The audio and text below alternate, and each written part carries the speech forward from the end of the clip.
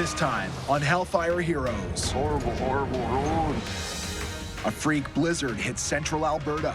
Yeah, you got smoke here. All right, give the roof a shot. Within days, snow turns into torrential rains. Oh, Mother Nature. If you shut the power off, we can help you cut this branch down.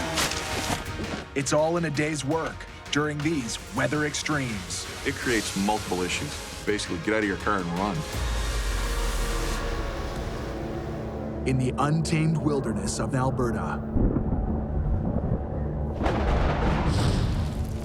where seasonal wildfires can destroy a town in a single day.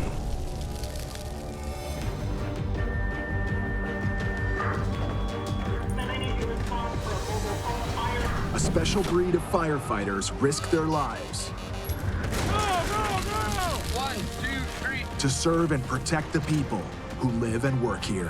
When it's game day, Just hit the engine part. it's on until the last person is safe. We got two down here. We truly are the last line of defense for anybody that's out there. From battling a raging home fire Fanning up, whole thing. to search and rescue, Hey, bud, we're coming. no job is too big Second crew, on me. Let's go. or too small. There's a cat, no tree. A cat? Because they're jacks of all trades Hurry up, hurry up. and masters of them all. Our fire crews put their lives on the line every day. It's all about honor, courage, dedication. Serve something greater than yourself.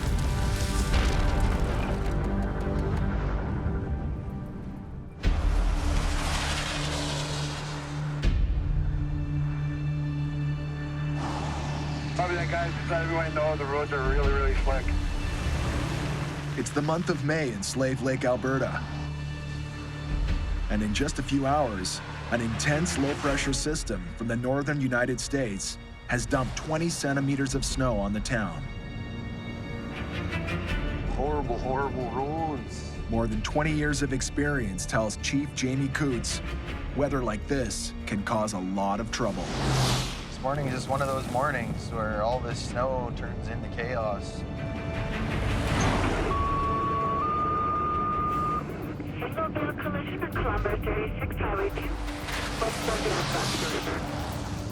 So it sounds like a vehicle ran into the back of a semi-trailer. Another guy broke down here. Maybe this is the guy that got hit. Oh, smashed up. Dispatch Slave Lake 104 is on scene. A busy two-lane highway and a springtime blizzard is a dangerous combination. But in this part of the country, it's business as usual.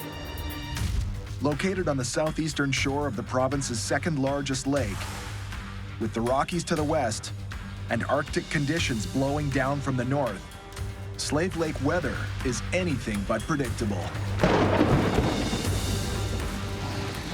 One day it's raining and the next day it's dried out and we're having fires, and you just get ready for that, and then it starts to snow, and then it's back to sun for 7 days and then rain, and you just can't plan anything.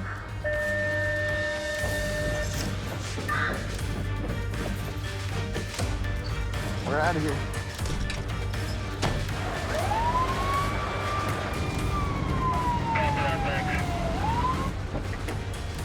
I'm on the highway. Careful, guys. To avoid causing still another accident, Jamie's first priority is traffic control. We're set up, we're ready to go. You driving? You driving, all right? Yeah. Oh, lucky. The next job will be to clean up the highway as quickly as possible. Well, you don't want to get tied up on something you're not needed at, because the likelihood of another call coming in if conditions are that bad already is high. And I need you to respond for a mobile home fire on the street. With a second call to get to, Jamie and his team don't have any time to spare. If we can just shove this off into the ditch, there's no risk on the highway. We can get everybody out of here. Yeah, good idea. Let's do this. We just flag it off too once we get in the ditch. Perfect. Uh-oh.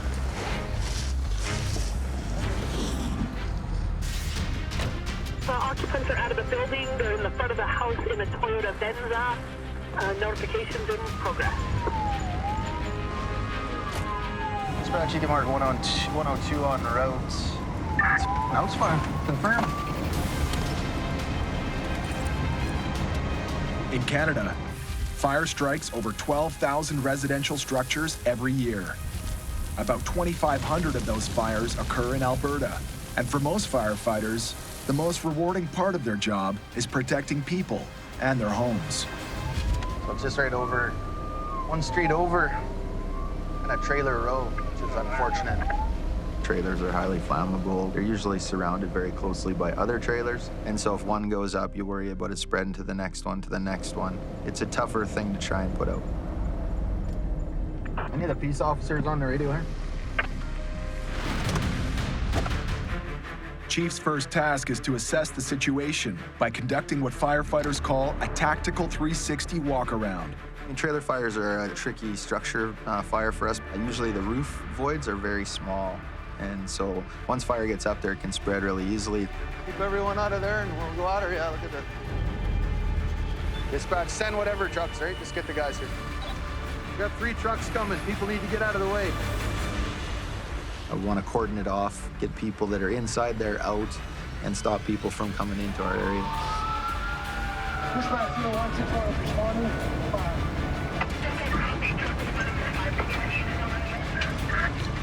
Here, 161.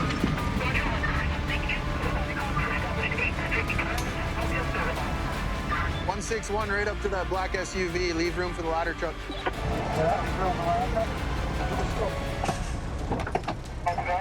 Full line, let's go.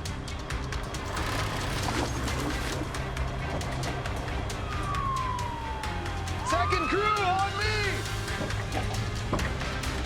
Grab a line, let's go. Chief orders the fire service's workhorse, engine 161, to take the lead on this fire. And for ladder truck number 1 to give support with hoses, pump, and tools. Patrick, grab one of these guys, grab a line, let's go. The main water supply will come from a hydrant and tanker trucks. Okay, so go right to the master bedroom at the back, pull the roof right there, and let's have a look at what we got. You got it. Take Chris with you. Chief sends Lieutenant Patrick McConnell into the fire. My job is pretty straightforward. Just pull a hand line through the front door and go find the fire. She's smoking out the back. When you're looking at fire, you're trying to read it, trying to figure out what it's doing. You know, the hope is get there, we can control it before it causes any more damage. Yeah, over here in the corner. It looked like smoke coming out of the attic space. Once it gets into there, and it usually does with mobile homes, you're gonna have some trouble. If the fire spreads into the attic space, it can rip through the length of the structure in no time. No, nothing yet. There's no fire in the attic, and the smoke is getting thicker. Hey, Chief! Do you mind if we do some ventilating too? Open windows, though. Okay. Can you guys go to that end and open all the windows? Okay, let's open up some windows, okay? Well, we were just trying to clear the smoke for the guys so they could see better, get to the fire, put it out, right? Yeah, you got a lot of soot in here. Patrick finds the clothes dryer and makes an important discovery. Hey, Chief! Yeah, okay. So, the smoke's not building in there. We poked that hole, nothing. But It's just, I think, it looks like it's just the dryer. as far as we can tell, they opened it and it was just like... A little more investigating found out that smoke was actually coming from the dryer. Had to look basically at the lint trap, knew right away that that's where our problem was. With the clothes dryer identified as the source of the fire, Let's get it out.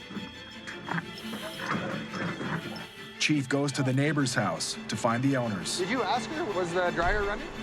Was the dryer ready? Yeah, it had been running. When I got in the shower, it was running. When I came out, it had stopped. But I could smell something, so... Oh, okay. So it was running not long before you called 911.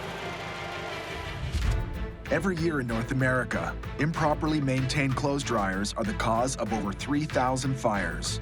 The biggest thing is building up lint. So you have a hole this big, it gets half full of lint. The dryer is pumping out superheated air. All it takes is a little spark on that lint, and then we got ourselves a fire.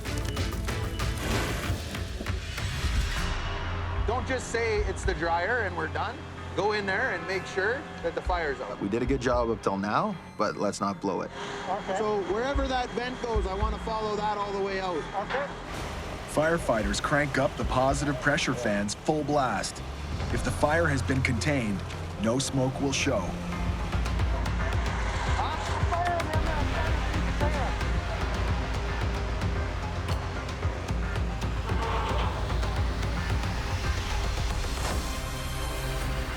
smoke here. Get a line. In this particular case, it went down the wall, across the floor, underneath, and of course fire burns up really easily, so we had all kinds of problems right to the vent outside. We're gonna have to crawl under here. You won't crawl under there. There's Zero clearance. no clearance at all. This is literally the worst place you could have a fire in a trailer. Once it gets into there, then the fire can travel basically the whole length of the structure. It's pretty burnt under here. Everybody's amped up because you don't have the fire under control. I need to check. I want to look at it before we start. You're gonna go right in? Because it's burning down there. The thermal image camera will help Patrick identify the general location and intensity of the fire, also known as the fire's heat signature. Right where the snow's piled. That's where we're fire. Yeah, exactly. Is there any other way to get under? Is that the only one? Yeah, you can pull a panel up if you want. Yeah, let's do that. With the fire hiding in the crawl space, Chief orders his men to open the skirting and get some ventilation under the trailer. That air will help flare it up or make sure it's out. As soon as you give that fire a full path to follow, it's gonna follow it. It's gonna pick up intensity, and you wanna be right on it right away. How bad is it, Patrick? That water line burnt out. I think that's what's held it. Because of where it burnt out a water line right above it, so it held it kind of where it was. But had it not burnt that water line, probably would have been a much bigger fire. That water line from the town of Slave Lake is the trailer's main source of water. That was sitting right over top of where that fire was. It melted the line. Where's that f***ing hose line? I need a line down there. Although the water has stopped the fire from spreading, the crew has to confirm it's really out by hosing down the underside of the trailer. I think they got it. I said that last time. Although I remember saying to Dave, don't be busy patting yourself on the back till it's out. Get them in there and figure it out. A last look through the thermal imaging camera confirms the firefighters' work is done. I got nothing. Yeah, cool. Good job, man. Kill the yellow line. I should take a picture of that and show my wife because she always argues with me about it. I kind of remember my first dryer fire we came across, and it's like, no way, it's actually in the dryer. Like, you just see that on TV, right? Kind of surprises you. This fire went well, and glad you were home, glad it was in the middle of the night, you know, like turn the dryer on, go to bed. I mean, the list goes on and on. These are the ones that make you happy. There's a working guy, wife, 2 kids, his cat lived. Everybody's happy, right? All right, folks. All good? Yep.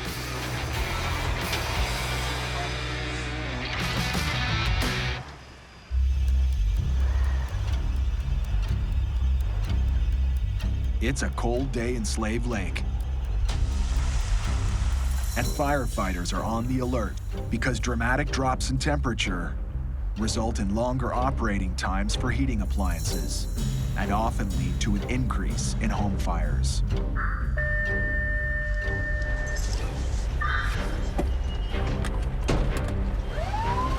Responding units, Alberta with command.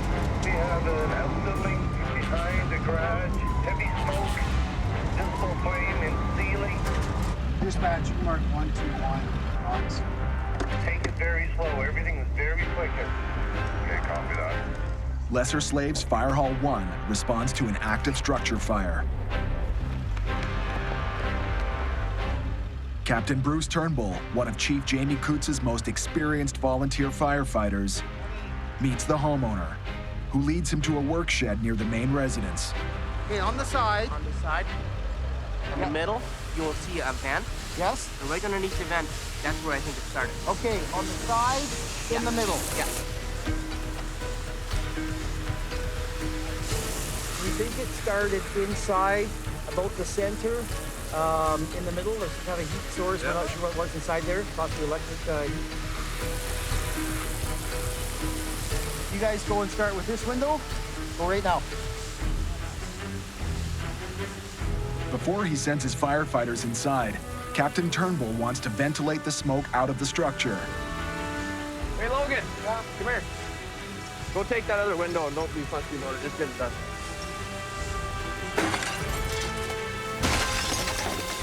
Ventilating the smoke can increase airflow and stoke the flames, but it's the only way to increase visibility, so the crew will have to be ready to immediately hit the fire with more water. All right, give the roof a shot. Logan Skull will lead the way inside, a chance for the young rookie to get some hands-on experience. We first pop open the door, lots of smoke rolling out, like pretty low visibility. All right, let's go in a bit. Deeper flowing. Get in the roof in front of you. We'll go around to the left. To your left hand. Logan needs to open up the structure's ceiling to release heat that might be trapped up there and to verify the fire hasn't spread to the attic. Still no burns insulation.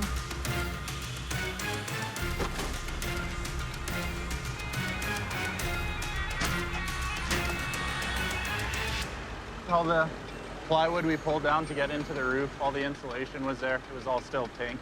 Nothing was burnt, so we're looking good. The fire is extinguished. Now it's time to determine the exact cause. There wasn't a lot of power, there's no gas, so it's not those things. There's an extension cord, which are famous for, there's a reason why they're in the Alberta Fire Code as not being used for permanent wiring, because they cause lots of problems. For every incident, firefighters have to submit a written report to their superiors. So this is where it came through? Yeah. Since he joined the Lesser Slave Lake Fire Service 2 years ago, Alex Pavcek has conducted his share of fire investigations. These fireplaces, these electric heaters, are famous for causing bad things. You can see where the heater was, where the laundry basket was originally when the guys made entry. It doesn't look like the cause. But the homeowner leads them to a second heater. Okay, where was that wooden heater? Right there. Right there? Let's pull the mattress out, guys. I'm gonna hold the mattress. Will you guys pull this box for me out, too? There it is. There she is. That's why it didn't make sense to you. Yeah. Now I We know. thought it was the same one. No. Okay. Every year, space heaters are responsible for 40% of home heating fires and 85% of home heating fire deaths. This is what we're taking with us. This one didn't cause much damage, but it's still collected as evidence.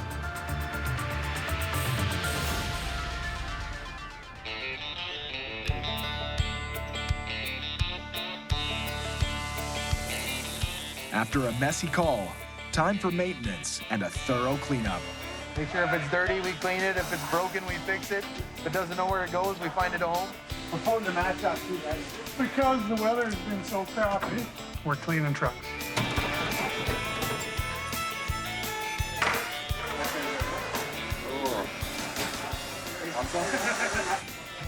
You know, we're having fun. Everybody stop having fun. I don't like it.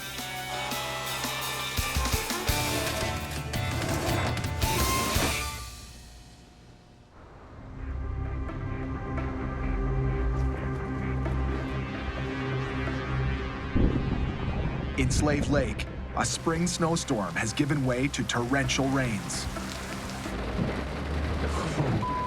That was raging. The calls are pouring in, nearly jamming the dispatch lines. Oh, Mother Nature. That's a powerful force to have against you, for sure. And definitely in the spring, it feels like Mother Nature would take us out and whoop us behind the shed. 102, 104. Yeah, go ahead, 104. Yeah, I'm proceeding into this water here. I got at least one person that's still stuck in the vehicle. So I'm going in here and taking them out.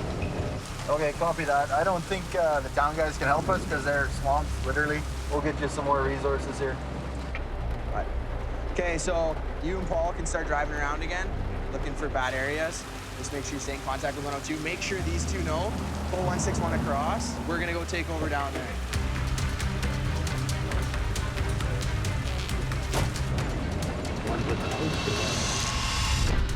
Got a little problem with that maple tree in the backyard. Is it smoking? Jamie will let ADCO, the Alberta Power Company, take care of the electric lines. You create the smoke? No. Nothing, no, they said no smoke. No Yeah, it's insulated, so. Yeah. There's a huge power line that fell down on the drop down, so ADCO will come and disconnect the line. The guys will help chop it up. If you shut the power off, we can help you cut this branch down. But I'd feel much better if you were up there with the lines.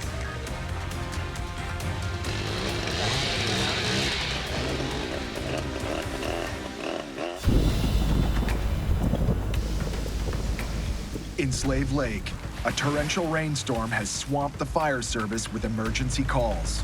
this guy is pouring it down on us, so there's nothing else that we can do. That's the business we're in, I guess. I hate to say it. The situation isn't any better 270 kilometers south in Yellowhead County, where intermittent heavy rains are wreaking havoc on the roads. Responding units being advised and starting to take multiple calls, and it does sound like there is traffic congestion in the area.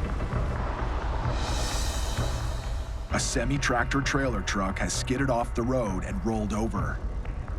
Members of the fire service have been summoned to make sure it isn't a hazard to passing motorists. I think, yeah, we'll double check for leaks. Then the biggest thing for us will be getting up on it for disconnect. So look at you guys all prepared. Let's go. Okay. The driver is taken to a hospital, while Lieutenant Gabby Sundstrom assesses the situation. Hey, Nathan, you want to crawl inside? Breakfast of Doritos and donuts. Tasty. We're just disconnecting the battery, neutralizing any power to prevent any accidents from happening, like an airbag going off or power going where we're not ready for it. Because his trailer went down somewhere over here, so he had no chance up over there. So you can see the mark it started to leave out in the bushes. Sudden heavy rains make roads dangerously slick, leaving no margin for error. On straightaways like this, usually someone fell asleep.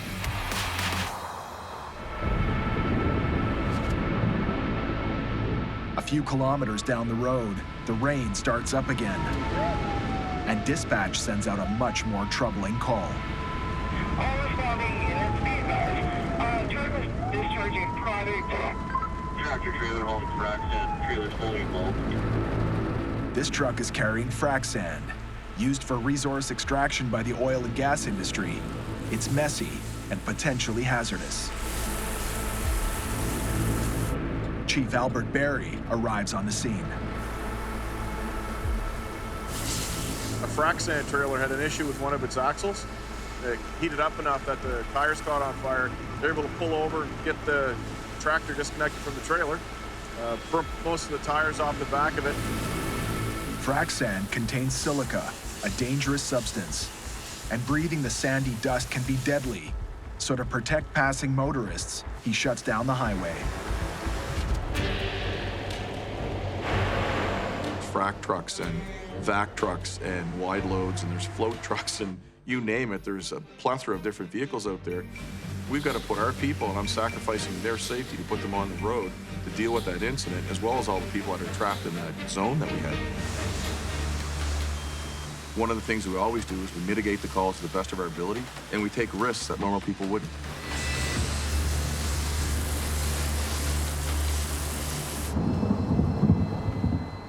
The rain has finally stopped, and the crew has extinguished the fire. But Albert identifies another hazard.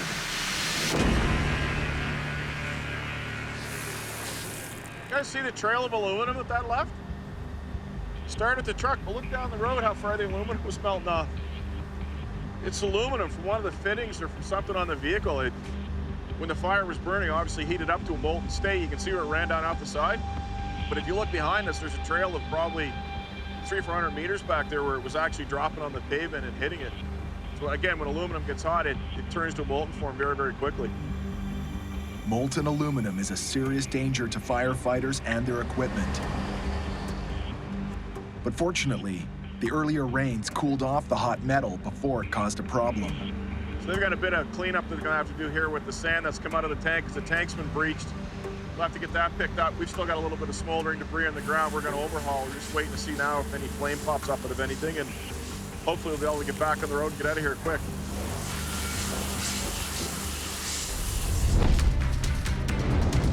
Back up north in the town of Slave Lake, population 6,500. A rainstorm still rages and keeps Lieutenant Patrick McConnell and his crew busy. Normally you're just worried about power and hoses and stuff like that, so, but I mean, they're obviously not gonna handle this by themselves, so. Toppled trees and broken limbs falling on live power lines have created a safety and a fire hazard.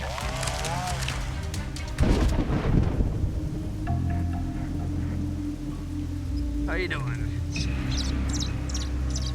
A little baby bird. Oh, there they are.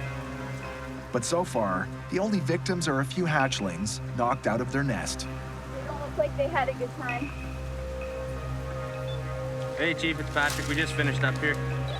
We're gonna have to pull everyone back to the fire hall. We got the thing over at Chain Lake, the water rescue. Holy. Water search and rescue is one of a firefighter's most demanding calls. Yeah, so it's Chain Lake, doing a canoe, only 1 meter about. Okay, we're gonna head back to the hall.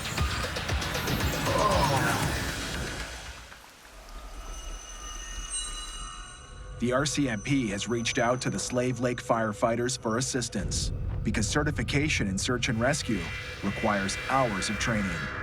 Sounds like 2 of them were in a canoe in the middle of the lake. Canoe flipped when the storm hit. Everyone has a suit. Everyone has a life jacket. Okay.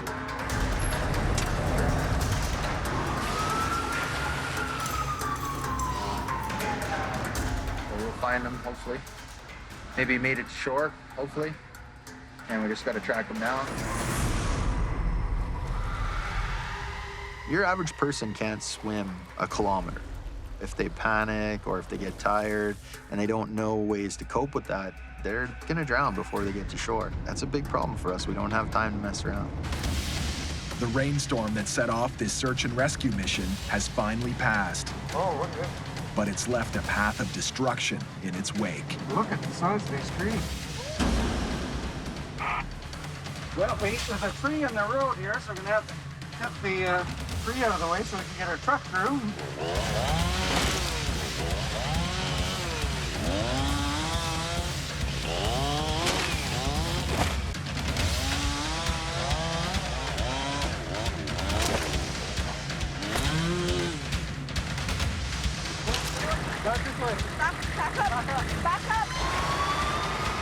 The crew finally continues on their way. With a young man's life hanging in the balance, time is working against them. Maybe get everybody gathered around here. A ground search of local volunteers huddle for a briefing from Lieutenant Patrick McConnell. Get into teams, and then team leaders come up to the RCMP SUV, and we'll have something for you, okay? We were just getting fired up to start shoreline search. Cover as much area as you can, as quickly and efficiently as you can. Because if there is somebody stuck in the reeds or whatever, that'd be their highest chance of success to find them, I guess.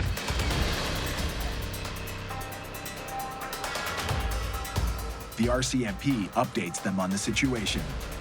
So the canoe is I think it's almost 100 yards or so from here. So we think they're closer to shore than the guy. If it's a search and rescue call, RCMP has to pull the trigger in Alberta for that. You just work with them, right? Yeah, let's search there. No, let's search here. Or this is what we want, right? They're in charge at the end of the day. They prepare to search for the missing man. But it's dark, and they're not sure where the canoe capsized. You guys both got a flashlight. We got the thermal and the night vision. Let's do it. All right, guys, you can jump in. A trained team of volunteers conducts a search along the shoreline. While Ryan Coutts leads a boat team to the location where the missing young man was last seen. Okay, so we're gonna start going this way. So one guy can be at the very front, one guy can be in the middle. Basically, we'll just go flashlights. If we see anything interesting, we'll pick up night vision thermal and try that. Adam, if you want to search shore as we go along in the general direction of where we think they were.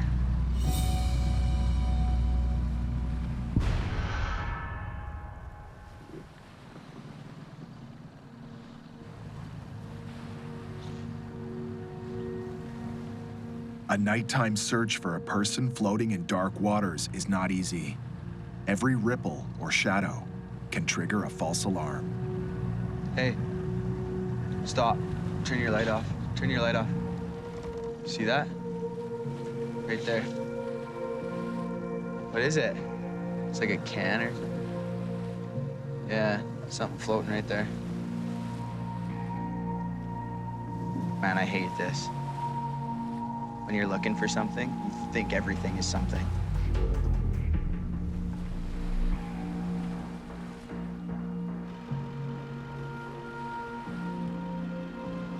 The more time passes, the less chance there is for rescue. So basically the mission was we're to walk along the shore and see if the young gentleman drifted to shore, and we were of course yelling search and rescue every few minutes so we can. We were looking up, down, all the way around looking for any evidence. As dawn approaches, the water rescue team and the RCMP meet up and compare notes. It's getting harder. Yeah, you can't see bottom out there. It's probably 15, 20 feet deep. Can't even tell how deep it is. Don't have a depth finder or anything, so. I think really the next logical step for me at least is going to be the divers, or if we can get some sort of sonar going.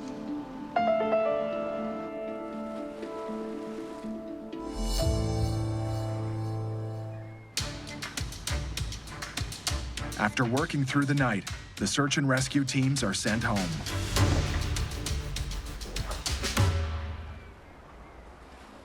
Later that afternoon, Alberta Parks officers recover the young man's body and return him to his family. His death is classified as a drowning. In that kind of situation, you have to blank out the personal side of it. You get there, you get the job done, you do the best you can, and then we move on.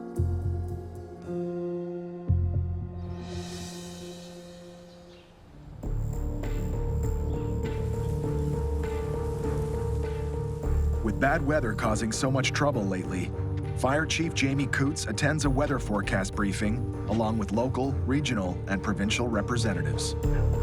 Good morning, everyone. This is your AM forecast briefing. This whole job this time of year is all about the weather. What's the relative humidity? What's the temperature? What's the wind doing? Right? Gotta watch what's going on with the weather 24 hours a day. You could be seeing some gusty winds at about 30 kilometers per hour. This is an entire unstable system. Today in early May, I think, is just one of those wildfire days where we're starting to build in an uptrend. This is the start of the game, back and forth, up and down.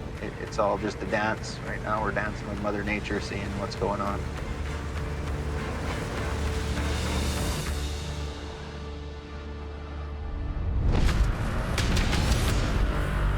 After snows and early spring rains, the weather has turned bone dry. Hot, dry winds are turning fields of dead grass into a tinderbox, capable of flaring up at any time. It's that time of year. Fine fields are starting to dry out, although we had a quick green up. Temperature's up today. Humidity's where it is to have a fire started. Hold on, team, that's copy, over.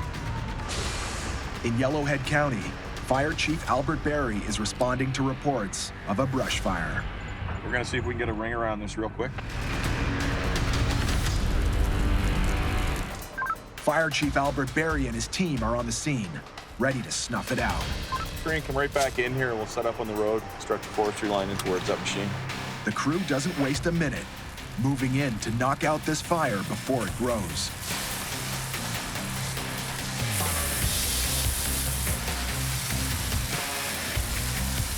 On this side of it, we got a river, so we don't have to worry too much about that.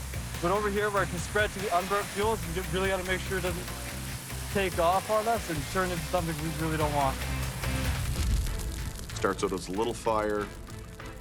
You could have an ember drop from a tree that gets struck and doesn't put off a whole lot of smoke, but that ember drops in the muskeg or the duff, that ground that's down there that's dry, and it starts to worm its way through. And basically what it is a ticking time bomb. All the conditions come around to allow that small, tiny ember to turn into a major forest fire.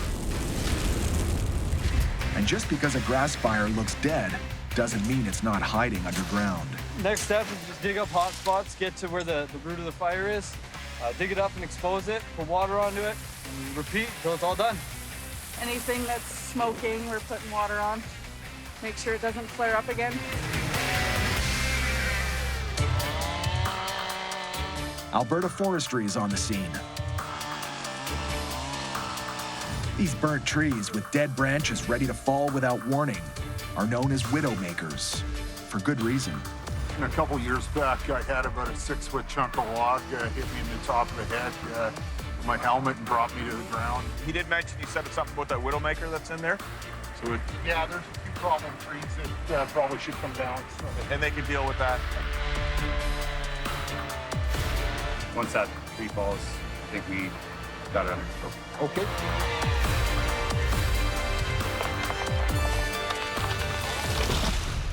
Nice.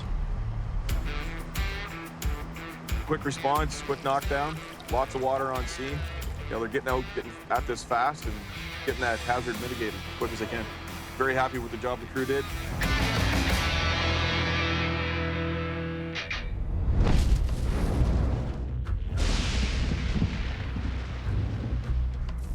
Yellowhead County isn't the only place where dry conditions are raising the threat level of wildfires.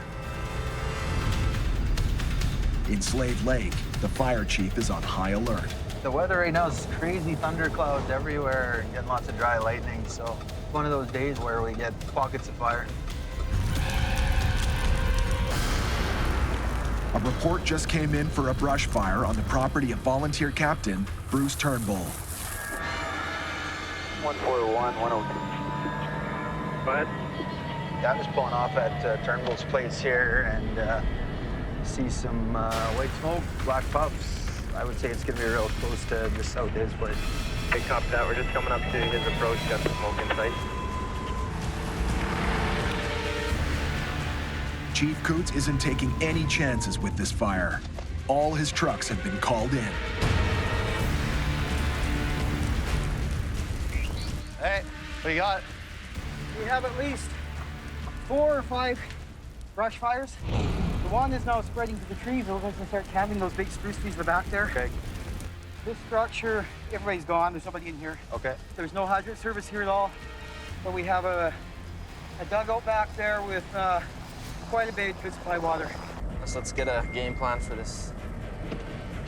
He's got a dugout, so let's go ahead and start working your magic. 4 or 5 fires, you can see open flame there, so. The assessing starts from the first second that the pager goes off. How many people do I have around? Do I need other agencies? And then when you get on scene, you have to start to think all of that and bring it together. And how am I gonna get this situation done? Now that Chief knows what he's up against, he can put his teams to work on several different fronts. We're gonna have guys going up on the roof to set up these 2 sprinkler heads. I got 2 guys working on the shed. Okay. Yeah, I just need a water source behind 102 somewhere. Okay. With no hydrants in the vicinity, water is a major concern. 251, I need you to respond to Turnbull Road off of Highway 2. Drop a bladder and provide a water source. Copy that. I think with a wildland fire, we all have the same goal in mind, which is to keep it small so that we can get it out quickly. In these rural areas, when a wildfire burns out of control, it often spreads from the wilderness to a home or a community. You guys will have to get on this fast before it spreads.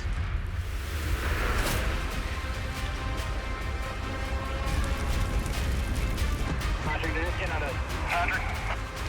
Okay, copy that. We're setting up our portable tank.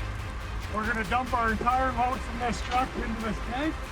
We're gonna set up a portable pump from this tank and then tack line to the fire.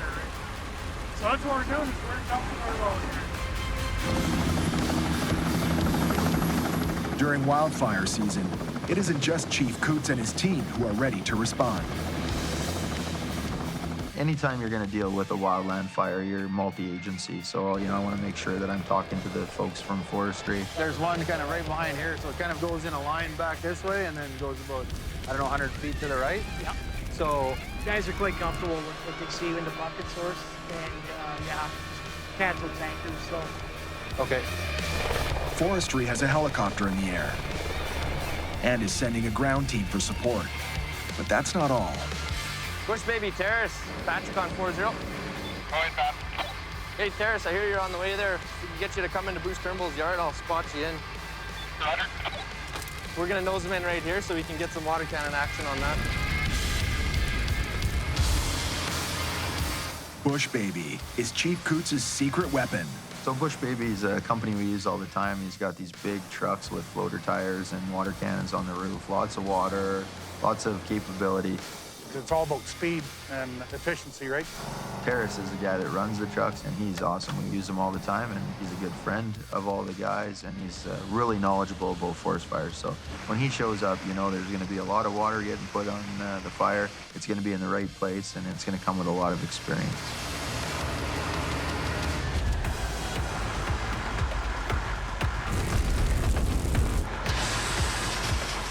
Yeah, right there, buddy. You're just nailing it. Bush Baby attacks one of several brush fires, while Forestry's helicopter crew refills their bucket in the lake. So he'll come right in. They can single bucket drop. This is going to be real good.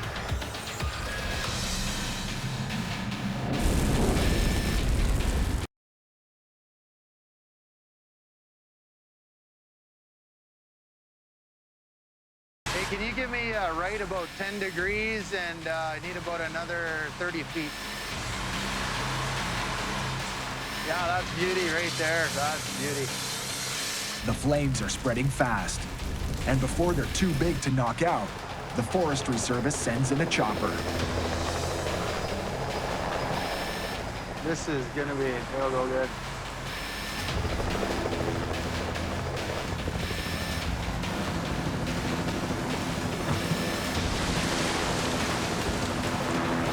Bucket chip's doing a hell of a job. Forestry's helicopter has neutralized the fire, enough for ground crews to safely get in on the action. Hey, Terrace, shut down the water cannon and then we'll pull straight in from there. We'll pull in and start doing the ground fire with this, if that's cool with you.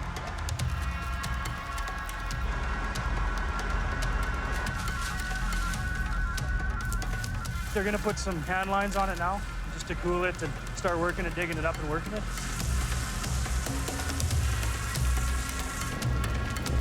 Despite all appearances, this fire is not what it seems. I think our training scenarios are successful because we take a lot of time to set them up. Dramatic training exercises like this help first responders get sharp and stay sharp. We got to do our job fast and hard and be really good at it. That's why we train as much as we do and as hard as we do. And, you know, we do training scenarios where it's just like real life speed, real life time, real life everything. Michaels, you want to hook one up, this up to one side and I'll strangle this? Yeah, okay. Sounds good. Our relationship with these guys is second to none. They bring a huge sense of wildland. They're working on it every day. Between all their bush experience and our structure experience, put it together, we can help save some homes and stuff like that. It is very impressive watching all these different agencies come together to work on a fire like this. And today you saw they worked just clickety-boo, got that knocked down quickly and threat diverted.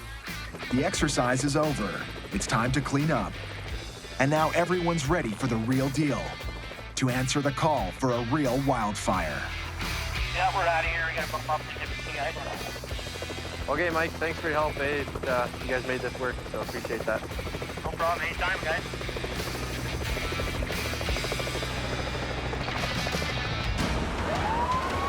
Next time on Hellfire Heroes, a fire breaks out near town and threatens to ignite a wildfire. Long ways off the road there, long hose life for these guys. An injured passenger is trapped in a car. Ouch, am I nailing? Hey, what's going on down there? What's that?